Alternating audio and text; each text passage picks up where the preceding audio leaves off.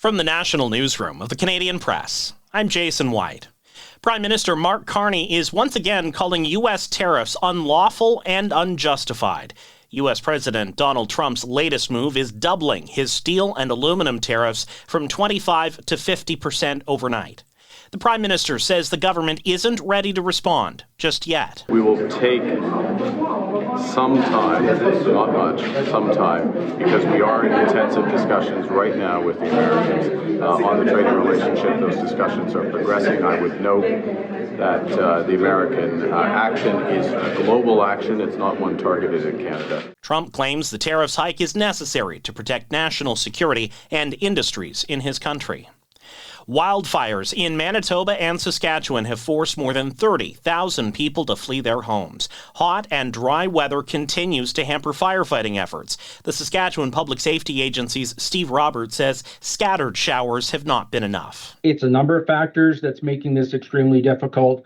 And again, we're having to adapt our plan, modify our approach, daily, fire by fire, and a heck of a lot of coordination to make sure that we can continue to do our job, keep people safe, even if it means moving them out of the way.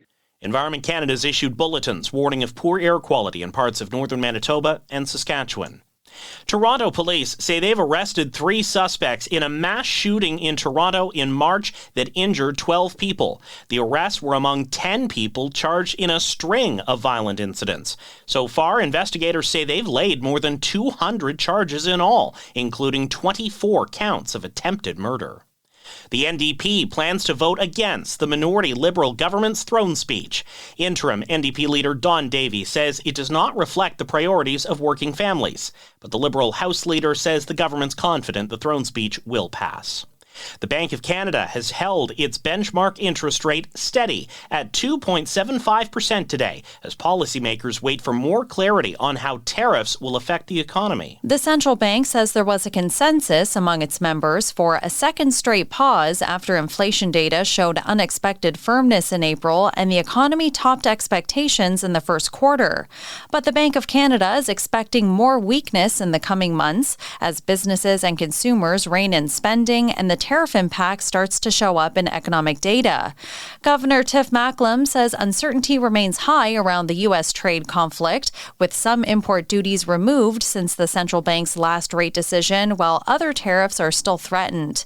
Michelle Zedekian, The Canadian Press. And Heather Hiscox is retiring, stepping down as host of CBC Morning Live this fall. The longtime anchor's last day on the desk will be November 6th. This is The Canadian Press.